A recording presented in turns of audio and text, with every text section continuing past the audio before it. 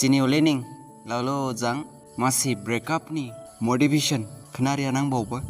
bedets kala breakup jabani hona ani lugurau dukunang hi waimunang hi kibir jabai lang ladu uniklah hi masih lain rebba jang siklah hi kena saram kade kena ham siklah hi ningbo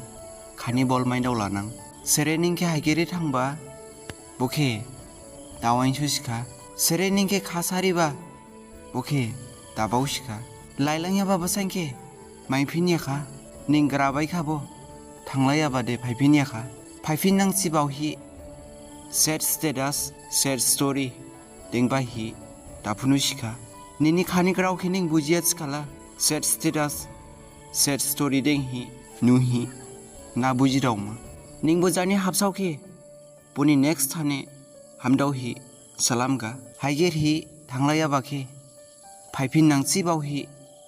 hadaibani baslai pholagibani baslai jarke jar bujaila pholagila hapsaw salam mani hadaila khatikla sainsinini hapsaw gejawlai gufulai jabanu hi unknown number call phainang ang amka dise mitsia khana snang ang ningjangning no jama se angki maphlai nini hapsaw ha phaipin mamu please maphlai ani next day hamiaba ran ba rauba olit sipin na opani jani hapsaw ke salam mani nanglaila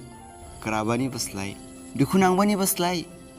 jarke jar hamsiklehi bujaila sausi subung nini hapsawni prang thanglabani waimu danang dukhu danang hapsawa subung bangbiko